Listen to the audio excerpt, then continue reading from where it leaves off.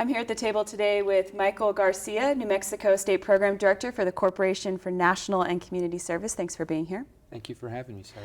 Also, Curtis Cannon, Executive Director for the New Mexico Commission for Community Volunteerism. Thanks for joining us. Thank you for having me. Michael, I'll start with you. I actually served a year as a VISTA volunteer right after college, and VISTA's a year of service. Some people thought I was a little crazy for doing that. Do you ever hear that when you talk to folks about the program? Yeah, but first off, let me thank you for serving a year in VISTA. It's as you know, it's a year of testament that you give back to a community in which you serve in. But back to your original question, yeah, we hear a lot of great stories about members serving in VISTA.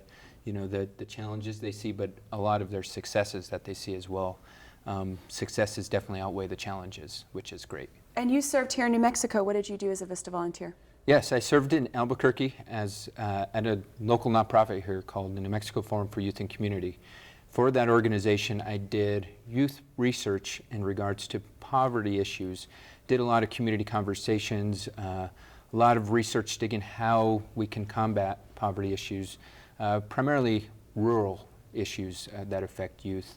I saw a lot of transportation challenges that we were encountering here in New Mexico. And the nonprofits then utilized that information for their own benefits.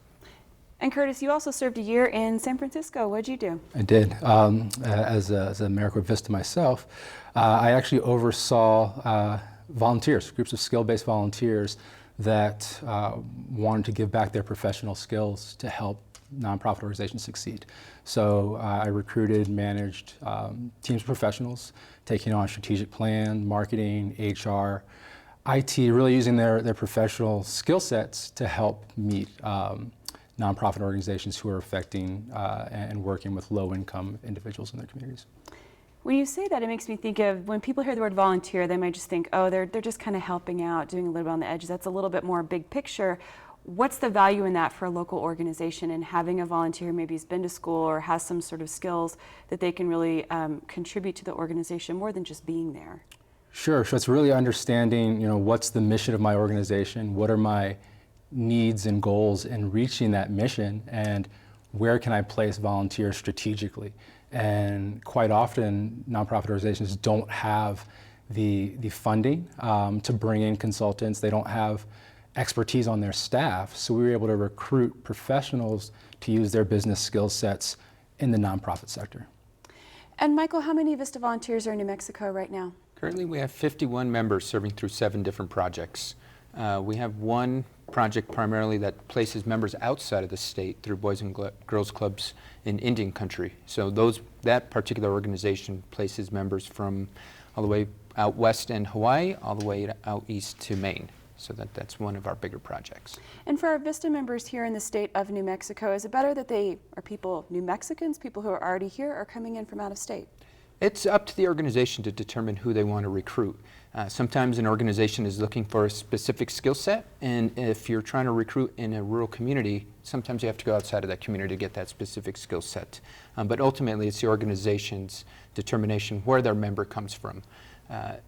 If you're placing in, let's say, a tribal territory, sometimes it's a little easier to recruit within the community because they already have that community buy-in versus having to bring somebody and relocate them, get them into the area. And it's just a little more challenging to recruit outside in specific service opportunities. Part of the mission of VISTA is to address poverty in communities across the country. In New Mexico, poverty is something we talk about a lot.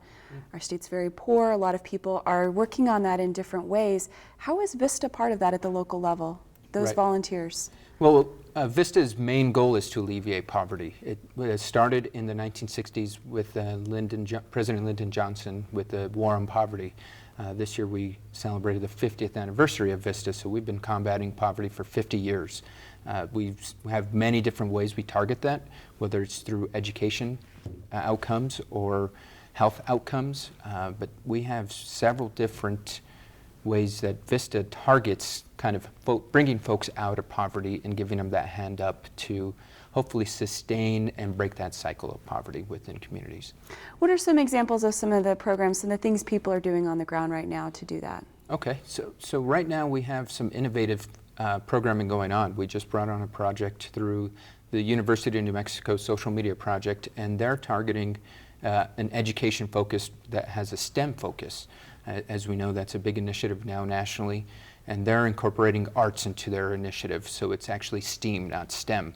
And they're taking, adding an arts component into it, which allows them to expand their learning opportunities for young individuals, teaching folks such things such as coding, how computers work and whatnot. As we know, technology has a big impact on our youth today, and being able to reach them through that focus is actually allowing them to go into communities that are impoverished, teach them these skills, and hopefully they'll continue that education and move on to whether it's higher education or just trades, specific trades.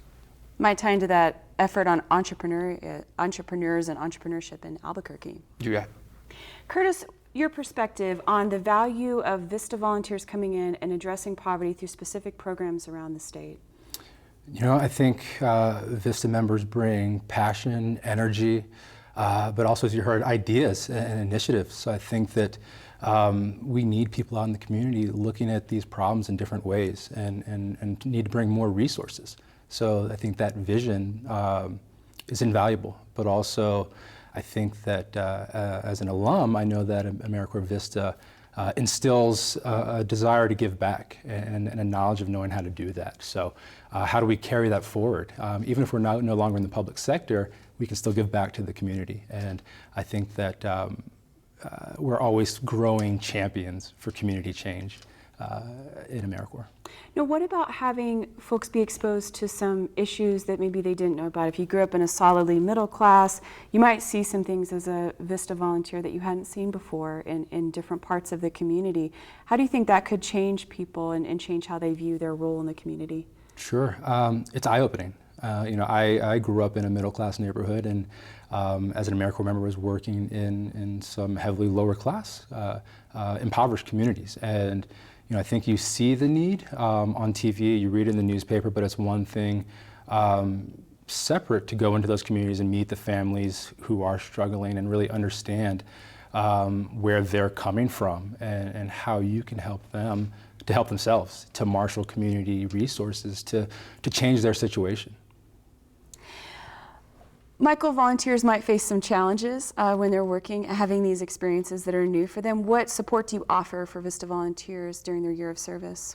We offer tons of support, whether it be one-on-one mentoring, a specific skill set building for them through the VISTA Campus, which is an online resource that we have, or just sitting down and coaching them. I always encourage members to reach out to other members, reach out to their project directors, sometimes even reach out to me, given that I was a VISTA alum, and sometimes I can help them out and coach them through specific instances that might be challenging them.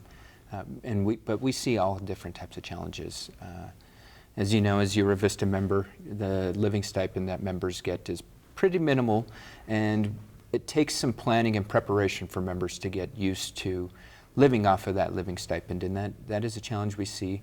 But that is, there are workarounds for that. We can always have folks budget properly for their resources. What are the workarounds, though? I mean, when I was a VISTA volunteer, my stipend was $800 a month. I lived in a major metropolitan area.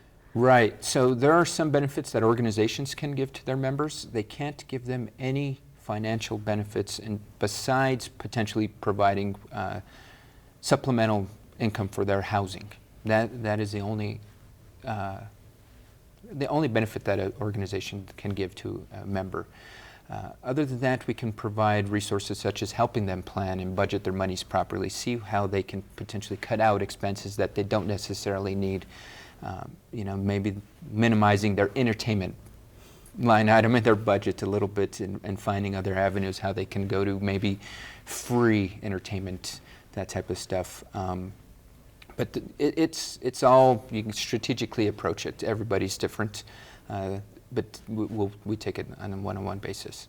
And is the VISTA program growing in New Mexico right now? It is. We just saw an increase in our allocation, and we hope to continually grow it as we see the need is great out in New Mexico, being that we are one of the poorest states in the country. The need is not going away, and we only see organizations that can continually benefit from VISTA resources. So we always encourage those organizations that think they can benefit from, whether it's Vista Resources or AmeriCorps Resources in general to reach out, because there are those opportunities.